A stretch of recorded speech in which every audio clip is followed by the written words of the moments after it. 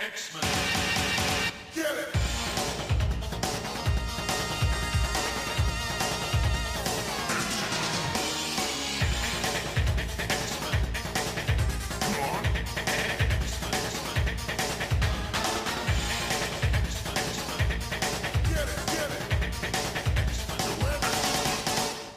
Hey everyone, and welcome to another exciting episode of Battle of the Atom. This is your weekly X-Men podcast where we rank every story from A to Z. I'm Zack, and with me this week, you may know him from AIPT, the X-Men Monday columns. It's Chris Hassan. Chris, how you doing? I'm great, Zack. Thanks for having me. I'm excited. I know we've talked about doing this for a while, and just kind of worked out. We're gonna talk about some fun stuff today, aren't we? I got you in for such a special time. This is a great time. I think I requested a Cyclops show, and it looks like we got some Cyclops here, so I'm excited. We did get a bit of Cyclops, a bit of someone Cyclops related. It's a whole thing, and this whole thing is possible thanks to Patreon supporter Alexander Lundquist. Alexander went on over to patreon.com, and he threw money our way, asking us to talk about Uncanny X-Men 495 to 499, Divided We Stand. First note, we're recording this on New Year's Day, and I yelled a lot last night. So if my voice cracks, shut up about it. And I am also getting over a cold, so this is not my usual tone. I don't know. It makes for some good radio here. You've got this deep, dulcet voice, and I'm just sitting here like a prepubescent kid, cracking one way or another. We're soothing people into the new year. Soothing into the new year. That's what I want in the year of 2020. And in 2019, I think we can all say it was the pits. It was a rough year for everyone involved. It took a decade to get there, but we're in a new one here. And you know, we may be divided, but divided we stand. And you know, that doesn't make any sense, and I don't know what Ed Brubaker was thinking in this 5-part story written by him with pencils by Mike Choi, with Ben Oliver helping out at the end there. Yeah. Chris, you were actually kind of excited when we picked this story. What happens in this one? Well, it starts off. Well, this is what was this after? This was after Messiah Complex. Messiah Complex. Yeah. So the X-Men have disbanded. I think this is the first time in their history this has ever happened, where the X-Men threw in the towel. They've never broken up before. So it starts off with Cyclops and Emma Frost are in the Savage Land, taking a little time off to be together, and I guess hang out with Kazar and Shauna, and then watch some Triceratops fight clubbing. Yeah, which, you know, if I've got to relax, that's the way I'd want to do it. But that's pretty good. And then in the other plot is Colossus, Wolverine, and Nightcrawler head to Europe. And I believe this is the point of this is so Colossus can kind of get himself back together after Kitty went off in the bullet and Astonishing, right? Yeah, which I'm trying to remember because I know how delayed Astonishing was. Yeah. I believe it had wrapped up by now, and that was common knowledge. But that was a book that took 4 years to get out, 25 issues.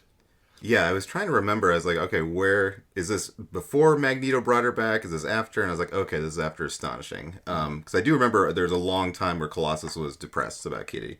And he got a tattoo. That was after this, right? That was in San Francisco? That was pretty soon after this. Yeah, yeah. He gets a rose tattoo that's never brought up. Yeah. Well, maybe he's been resurrected without the tattoo. Oh, good for him. Good for him. It's a good feature of the 5 is that they can get bad choices taken away from you.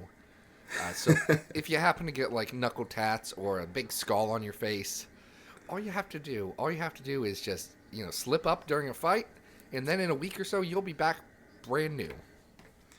So then Angel, I think, sent a distress call or something to Cyclops, or something's going on in San Francisco. And then what happens from there, Zack?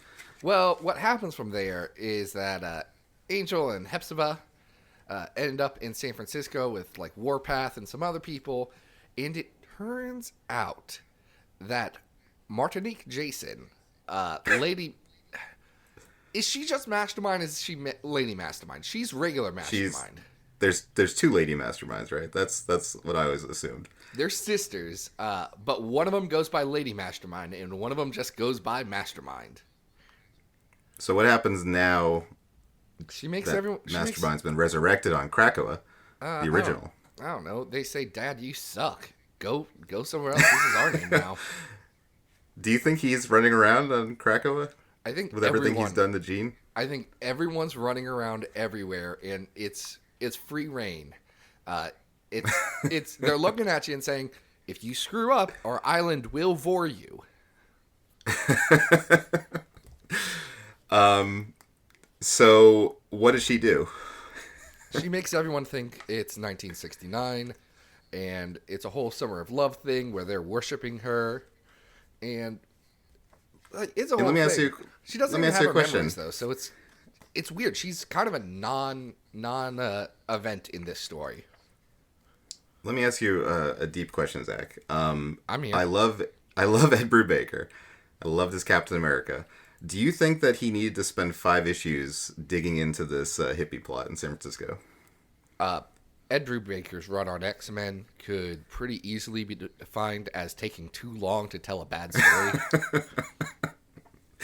Yeah. Or do you not remember the 12 issues of the rise and fall of the Shi'ar Empire? Well, it's funny, when I was rereading this, and I have not read this run or Fractions run since they came out, I was thinking of everyone is in character. It's a fine story, but I don't think there's any voice. A lot of X-Men writers, they have a voice for their era of X-Men, and I don't see this as having anything more than kind of like a Saturday morning cartoon kind of vibe. This is like an episode of the X-Men cartoon, or a video game, or like a Pizza Hut tie-in comic, or whatever. It's nothing unique. It doesn't have anything to carry it, and I think that's with the run that follows this, with Fractions run, I think there's a similar problem there. You can see in both of those titles, the best parts are when they team up with the larger X office, with guys like Mike Carey, Chris Kyle, and Craig Yost, Zeb Wells with Fraction, and they tell a bigger story in things like Messiah Complex or Utopia or Second Coming. And here, it feels very generic X-Men. Now, some of that, I don't know how much blame you can throw on Brubaker, because, like we mentioned, Astonishing was the flagship book. It was the one all the attention was on. So he may have had his hands a little tied here, but that doesn't excuse a boring story. Yeah, I mean, even when they get captured in Russia, and then it's only a matter of time for, here's Omega Red. Why? Because we're in Russia. Yeah. It was it's like Baby's first X-Men story. It's all the first thing you'd think of. And I think it gets, I don't want to say interesting, but because knowing what came after, when they bring in the mayor of San Francisco and kind of like, okay, this is where you're going to live now. I kind of wondered, was this just 5 issues just to set up the new status quo? Did we need all this before to get there? You sure needed to get all the Divided We Stand tie-ins out. But yeah, this one's not my fave. I think there's some redeeming qualities to it, but one of the things I really dislike here is Mike Choi's art. I am not a Mike Choi fan by any means. I think his art's bad. I did enjoy the art. It's very everyone looks beautiful. It reminds me a lot of like comic convention art you'd see in Artist Alley. Yes. It's the kind of art you'd see. Yeah, like if I want to buy a Harley Quinn print, this guy would be drawing it, I feel like. Yeah, you would have options on that, but yeah, it's very digital. Yes. I know when I was on a different podcast, friends of the show, Chris and Christy Edelman, were talking about Messiah Complex that has a lot of the same issues from coloring on this, and they described it as everyone looks kind of sticky. Yeah. And you really get that here. Everyone's shiny, and it doesn't work for me. This is a weird 5 issues, because this is the end of Brubaker's run. He just like him and Fraction do the first issue of the next arc, 500, and then they hand it off, and he goes and keeps being very good at like Captain America or Criminal or all the other stuff he does. Yeah, it all reads as kind of like a placeholder.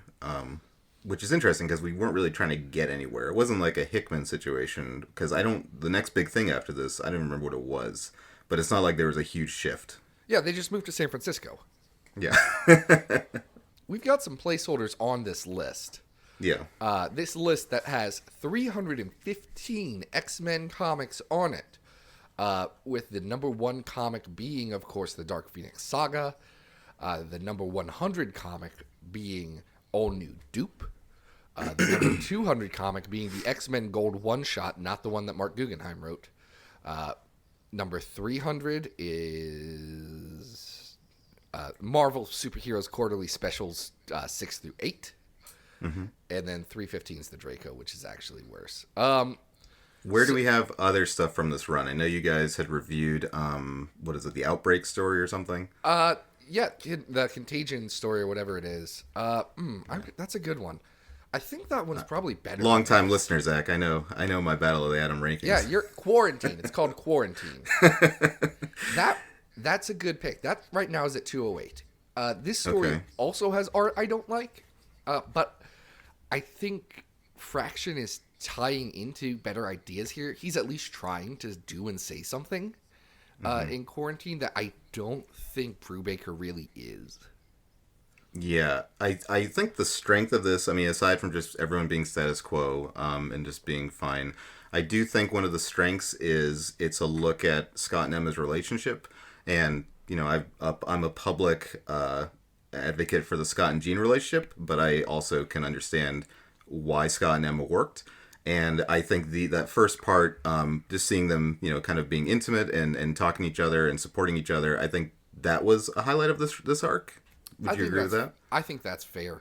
I do think you say advocate and I say twisting the ear of Marvel editorial every way to get your, jot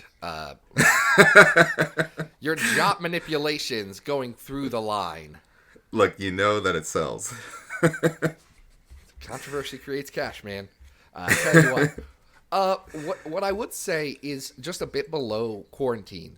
At 220 is X-Men Kingbreaker, which is a Emperor Vulcan story that I think which I read but also don't remember. So let's be similar. That's fair. How about this? This is one I'm sure you've read. Extinction Agenda. Better or worse? Oof. I mean, I think that's hard. The Extinction Agenda, when you read it again, is kind of a mess. The art is all over the place. Yes. But it's just one of those things we grew up with, knowing it was important. Even though I don't even know if it was. But it's like growing up after Citizen Kane and just saying, oh, that's something I have to respect. Does that make sense? Mm-hmm. You know what actually is just right down on this list? Right below that? At 234 is Uncanny X-Men X-Corps, which is the story where Banshee makes his own paramilitary corps that Mastermind manipulates. Oh, yes, Mastermind, yeah. I think this is probably better than that. But I don't know if it's better than the 2005 Age of Apocalypse. I mean, it's all things that I've forgotten about that existed. So I'm going to defer to you, but I think we're in a good area. Yeah, this will be our new 234 Uncanny X-Men Divided We Stand. Ooh, my first ranking. Oh, aren't you so proud? They grow up so I am fast. Especially proud that the next story is going to be even higher. This might even be in the top 10, right? This story, it's an interesting... hold on, Chris. Something's coming in. Hold on, I gotta take this text. Sorry. What's that? It's an X-Men update. Wow. I'm excited to be on a show with an X-Men update. Aren't you though? We've talked in the past, and I know I've participated in things for the site you work with, Adventures in Poor Taste, about the X-Men, Nate Gray, and his very bad fashion choices.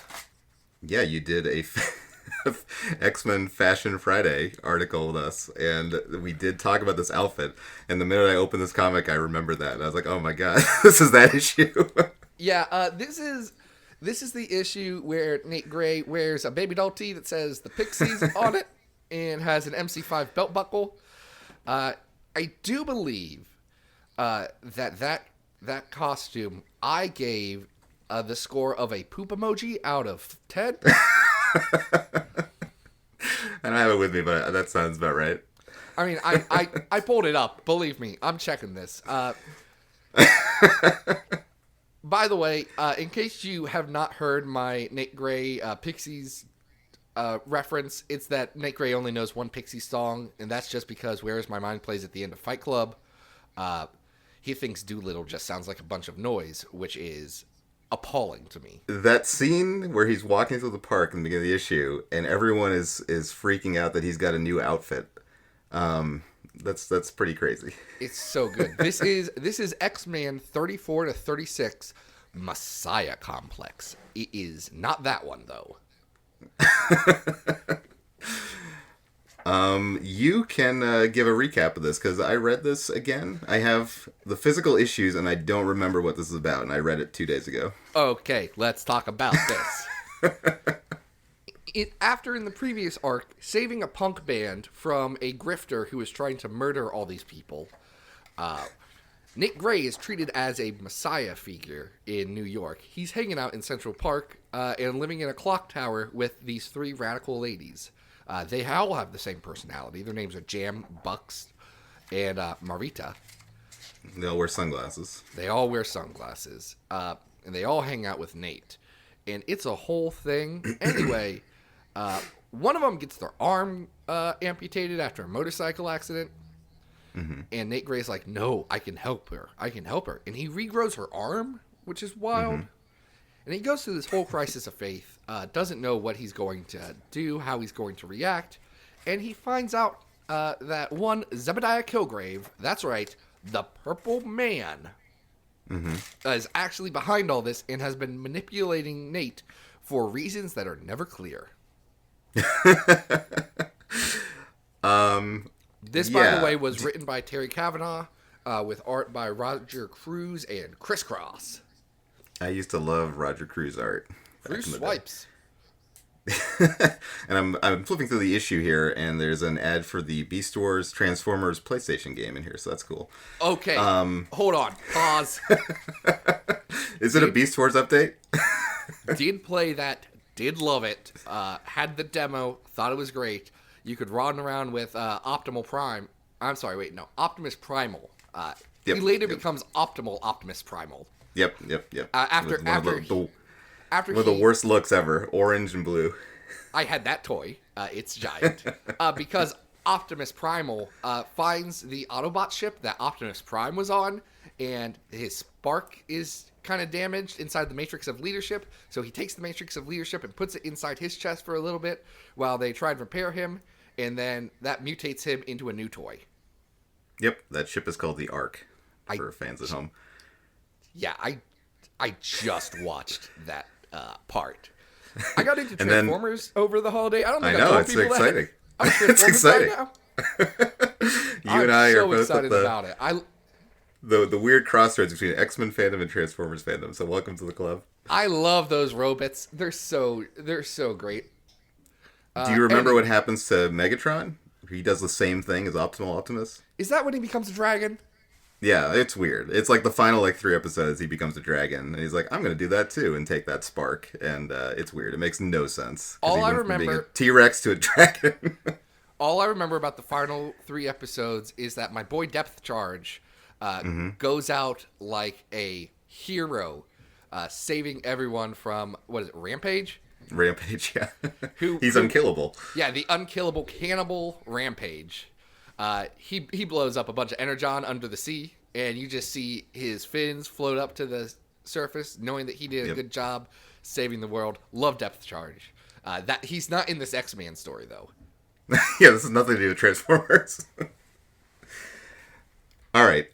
What do you know about Purple Man? What other books have you read with Purple Man in it? And Alias. Netflix shows. Alias. I read Jessica Jones, Alias. Sorry, you want to read anything with the Purple Man on it? That's it. That's the one. Yeah. Bendis did it good. I feel like when I saw him in this, he's got he's dressed like Black Bolt, and he's got kind of like the pyro face tattoo. Yeah. Which is not the Kilgrave I know from Bendis' work. So that was weird. He does manipulate people in incredibly gross ways. So, it's not a complete turnaround, but yeah, it's interesting. His plot is never really understood. Like, he's working with Flag Smasher, the Antifa, I guess super communist, who's never written well. Flag Smasher's bad, actually. Yeah. So it's got a lot of characters I don't like. It's got so much angst about Nate Gray. He's upset when he finds out that he couldn't actually repair limbs from people, and that his friends are just going to have to live with their very reckless choices. It's a lot. It's very boring. It's it's terribly boring. And did you? This is the one that concludes with Spider-Man, right? Oh yeah, his best friend Spider-Man shows up because they're on the George Washington Bridge, and he's like, "Wait, Nate, stop!" And then it goes into this other arc where Spider-Man's angsty about Gwen Stacy dying. Yeah, I don't really know where this arc ended because it's not very clear. Because it's like Kilgrave's gone, so I did read a little bit of the next one with the whole Gwen Stacy thing, but I found it was very bold for the writer to insert this really deep moment where Peter Parker is revisiting the bridge where Gwen died, and then like an alternate version of Gwen from the Age of Apocalypse is created, and then he has to save her. Age of Apocalypse. It's so weird. I forgot. Guys, it's really X-Men, weird, and it's like, why is this happening in X-Men? X-Men as a series is just absolutely wild. It's not good. As longtime listeners will know, I have been cursed with bound collections of the entire series. And it's the worst, actually. But, Yeah. I've got some connection to it. This wouldn't be the first time that X-Man and Spider-Man hung out. They had already become new best friends at this point. But it's weird. This is a bad story. It's only good because it's so silly looking. Nate Gray's just an absolute turd of a character. He had nothing going on during this run. He didn't. What's his personality in X-Men besides angsty? Yeah, he's very angsty. And what is the idea? Like, Spider-Man stopped him from wiping everyone's memory of him or something? Was that what the thing was? Because he decided he would rather just no one think he exists. That's kind of what happened in Disassemble, right? He wiped everyone's memory. Yeah, look, buddy, I feel you. I also wish that I didn't know you existed. I'm kidding. Everyone knows I loved Age of X-Man. It was great, and I loved that. But this version of X-Man, throw him in the scrap pile. He's bad. Yeah, and the art changed a lot in this arc, so I did not enjoy that. It was a very muddled read. Yeah, Roger Cruz. I'm not as hot on that era of artists like Cruz and Madureira. They're just not my guys. But I think he's a lot stronger artist than Chris Cross, who does have a better name. Mm-hmm. Yeah, he did Slingers, I want to say. Oh, the comic with variant interiors. Yeah. Y'all know about Slingers variant interiors, right? I don't. The Slingers was the 4 Spider-Man, right? Yeah, it's when Spider-Man killed a person. Yeah. So he had to go undercover as 4 different Spider-Men. Ricochet, the one Hornet, the one with the cape, and then another one who was bad. Dusk and Prodigy. Prodigy, that's right. Yeah. Oh, man. Never read that. I have no desire to read it. Do only know it from my visual encyclopedia of Spider-Man. Yeah, I remember reading the trade where he kills someone. He has to go on the run, but I haven't read the rest, so... Yeah, it's bad. This story's bad. How does it compare to you to the first 616 X-Man story, The Man Who Fell to Earth, where he falls to Earth? Where they take the title of a well-regarded David Bowie movie and make it about Nate Gray. Which is a very Nate Gray thing to do. Yes, true it is. I don't remember that story. I remember it set up the weird relationship with Madeline Pryor. It brought him here, so anything good that's come from that, I guess props to that first arc.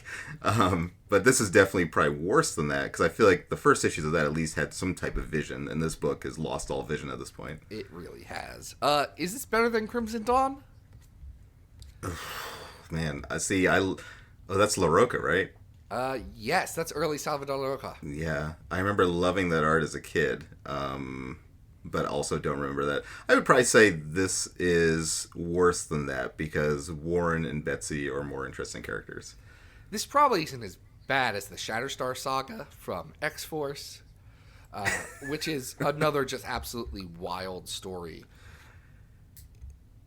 I would put this at near the bottom, but it's got that Pixies t-shirt, which makes it it's memeable. Here's what I'll say. It can go as the new 301 right below Excalibur 1 through 4, Forging the Sword, the Chris Claremont return to Excalibur. Never read that. Oh, it's bad. They go to Genosha. That's the story that opens up, and he's like, "I've brought Magneto's body to Genosha." Oh, right. And then Magneto shows up, and he said, "I'm alive. No one wanted to go with Grant's idea." The Rise of Skywalker to Grant Morrison's The Last Jedi. Oh, spoilers, Chris. That's bad. Everyone's seen it. That's fair. So, yeah, I think this can be the new 301.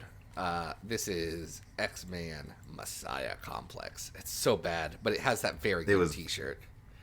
It was bad. I'm a little mad at you that I had to waste half hour of my time reading that story. One of my favorite things to do to guests that I'm friends with is to make them read bad comics. It's all I want to do in life is make people read bad comics.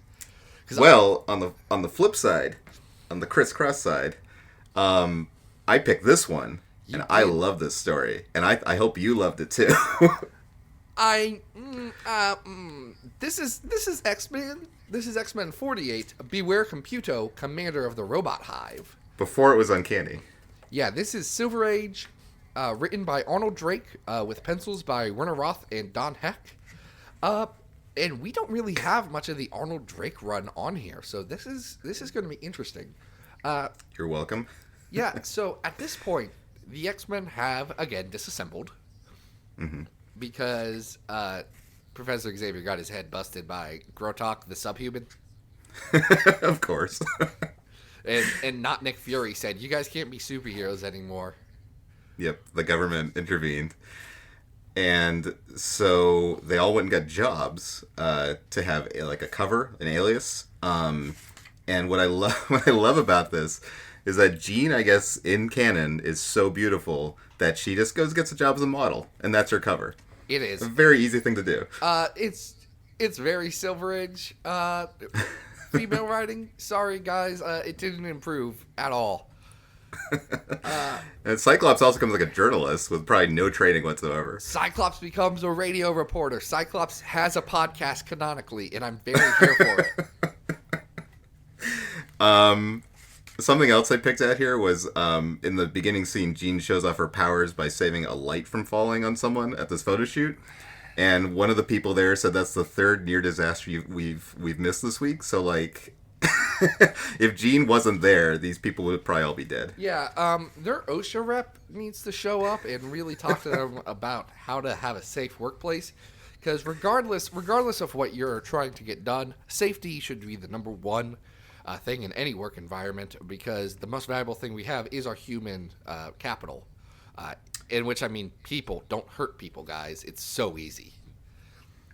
But Jean's in a good line of work because the guy doing this photo shoot here, the second she saves his life, he offers to take her to dinner. And then what happens, Zach? Cyclops shows up and he says, "Get your hand off of my woman!"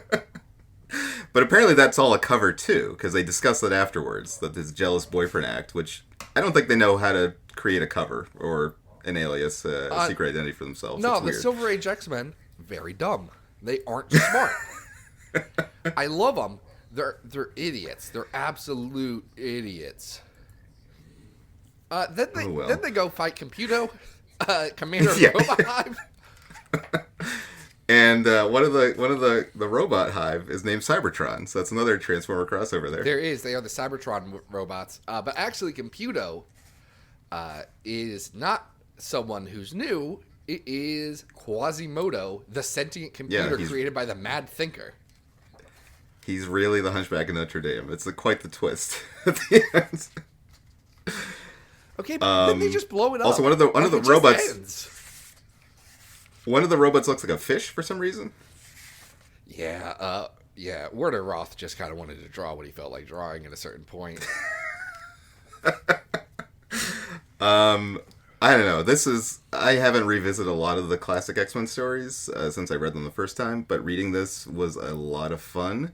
And just because it's so bonkers, and they seem to have just made it up as they went along. Because like, what are the robots are like stealing?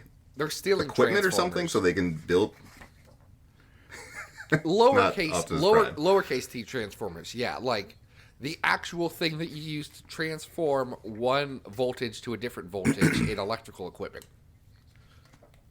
Yeah, it reminded me a lot of. Did you see that X-Men cartoon, the Final Decision or something? What is that episode? The last episode of the first season where they fight Master Mold. Yep.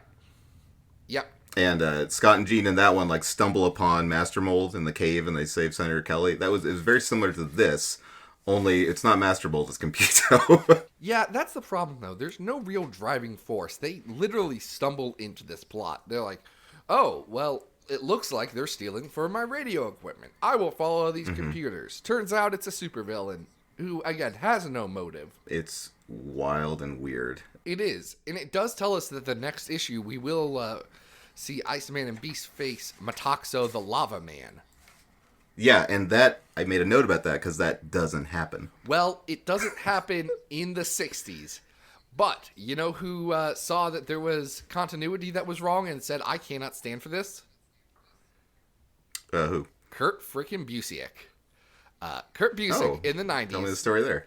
In the 90s, Kurt Busiek had a holiday special that he was writing for Marvel. And his story was Iceman and Beast reminiscing about the time they fought Metaxo the Lava Man. Oh, that's cool. Yeah, that's all. Wow. He just does a Silver Age. We're all learning something today. It's one of my favorite weird pieces of continuity because that's a story that you could have just never told. And we all would have been fine. But yeah. Kurt Busiek, Mr. Astro City himself, said, no. These are superhero comics. There are rules. But John Byrne didn't want to revisit that in the Hidden Years, which I know you're a big fan of that series, right? John Byrne can go pound sand. Kurt Busiek's great, actually. I love all of his work, a lot of his work. This story, not my favorite. There's a weird backup that they were doing at the time. Yeah. That's just like 8 pages of Beast saying, I'm Beast. Here's what I can do. Yeah, it seemed like around that time. So I read this. I have this issue. This is actually the oldest X-Men comic I own. Okay. I found it at a con for like not a lot of money, so I picked it up. But I have the Masterworks Volume 2. So I read this in that volume and noticed there are a bunch of backups around this time. It seemed like they were like, guys, here are the X-Men. You gotta like them, right? Look at these backups. And it didn't really work out. It didn't, though. It does give everyone an origin, which they never had, which is, it's neat, even if it doesn't, even if it's not good. It's interesting. Mm-hmm. But yeah, this story, what made you enjoy it so much? Because I'm a noted Silver Age X-Men opponent. I'm an advocate for Jot, and you're an opponent of the Silver Age. This is fascinating. We're learning about each other. So many good things here, yes. What I liked about this was I like the art a lot. Who is the art by Don Heck or Werner Roth? And then there's Pen Pal. There's both. It's a little confusing because like Chief Data Processor is Stan Lee. I don't even know what that means. If he just like he's like presenting it, or if he came up with the story. He's EIC at this point. Yeah. Yeah. So anyways, I like the art a lot just because it reminded me a lot of like pop art. Like what is the name of that guy who did the pop art paintings of like the romance comics? His name is slipping my mind. I don't know. Okay. You're an art fan, Zack, I can see. Yeah, man. I know who you're talking about. He was the 60s guy. Yeah. Andy Warhol. He painted some soup cans. Yeah, it's the other guy, but I forget his name. I don't know. Who cares? It doesn't matter. It doesn't matter. Anyways, a lot of these panels of like Jean and stuff, it's just very retro, and like the art's very clean, the clean lines, and kind of like today's Mike Allred style. So I like the feel of it because a lot of the art from these old X-Men tales is not that great. No. And there's a couple issues later that's a mess that I saw. But yeah, I think the art in here is pretty strong. And then, I think as just a Scott and Jean fan, I like that these were like kind of formative moments in like their long history of like, they do talk later, like, oh, Cyclops was a radio guy, and Right. Jean was a model and stuff. So I think it's just like fun little tidbits like that to see that here. In terms of relationship, there's not a lot here. I think at one point, Cyclops, Jean calls him pal or something, like, oh, just saving a pal. And then, like, the last scene is Scott making this, like, Adam West Batman speech about evil in the world, and then Jean's like, yeah, whatever, I hope we're together forever. Yeah, it's very good. It's kind of weird, but it's funny. So yeah, it's kind of like wacky and fun. So yeah, that's why I like it. But, you know, we don't have to share the same opinion, Zach. Oh, we don't. As X-Men fans. Oh, we don't. I'm sure of it. Because, actually, we may share this opinion. Do you think this is better or worse than the Neil Adams Savage Land story? Well, I think that's more historic, so that has to be better. It also has very good Neil Adams art, so... Yeah. Is this better than the first issue of X-Men? You know, that's a tough question. Probably... Well, again, that's more historic. You know, that built the foundation. We wouldn't have this without that. But I probably had more fun reading this than that. The same way, sequel in a movie series, the groundwork's been laid so you can have more fun. Does that make sense? It does. What I'm trying to see, because I think we're in the right area. What are you trying to do, Zach? Are you trying to rank this? Yeah, I'm trying to rank this comic here. Trying to think through all of the nuances of it. Is this better or worse than the Spider-Man Wolverine story? Spider-Man versus Wolverine, where Spider-Man kills a person? Was that the miniseries that they mentioned in the Marvel 1000? Yes. It was Christopher Priest. It was one issue, and Spider-Man definitely punches someone to death. I'd never read that. Oh, you have to. I know, yeah. But I think I have more fun reading this comic than that. Okay. Well, I think then this will go right above that, because there's a couple other comics right around here that I think are probably better, like X-Men versus the Avengers 1 through 4, or the House Party issue from X-Men Evolution, which I love so much. Yeah, this is purely a fun candy pop issue. This is not God Loves Man Kills. Well, then that makes it our new number 221. And we're done. That's the highest placement from the show, or yeah, it is. That one's the best one from the show. Sorry guys, we got some stinkers. We have not broken the top 100 in a few weeks. Sorry about that, everybody. Well, we kick off the new year on a high note. Something like that. So, as we wrap up, I first want to thank again Alexander Lundquist for supporting the show on Patreon. If you want to be like him, you can go on over to patreon.com/XavierFiles, throw money our way. We're revamping the Patreon stuff, and I swear I'm doing that today. So, you know, stuff's coming, but feel free to support if you want, and you can be just like him. We'll do an episode or something about you. There's a lot. Hey, Chris, thank you for being on the show. Where can people find you if they want to, you know, keep up with your twisted brand of humor? Well, I'm on Twitter at Chris A. Hassan, and that's where I usually post about X-Men Monday updates and just general X-Men stuff and comic stuff and life stuff and pictures of drinks and food sometimes. Every Tuesday, usually, we do the X-Men Monday question, if it's a fan question week. As of this recording, we just did one with Teenie Howard, so she'll be the next X-Men Monday on the 6th. And yeah, check out our X-Men Monday year-end edition, which just came out. It was a long interview with Jordan White. It was a great one, too. Worth checking out, folks. Oh, thanks. Thanks, man. And yeah, just on a personal note, Zach, I just want to thank you and Adam. You've always been really supportive of me and my work at AIPT. And, you know, like you said, you've helped out with Cyclops Week and Uncanny X Month. And when I did that interview with you and Adam, like, over a year ago, but, like, what is X Twitter? Like, I really didn't know what X Twitter is. And I think thanks to you and the support of Adam and everyone else that you guys know, like, it's really meant a lot to me, so thanks a lot. Well, I'm sorry that we cursed you with that knowledge. That's rough, and I do apologize. But no, it's been great to get to know you over the last little bit as well, man. Yeah. All right. All right. Next week, do you know what we're cursing ourselves with next week, Chris? I don't. I have no witty comeback. That's fine. I'm bringing in a different Chris, a replacement Chris. Chris Edelman's going to be joining me to talk about the event. we're talking Onslaught. Oh, wow. But Wow. until then, this has been Battle of the Atom. We hope you survived the experience. Get it!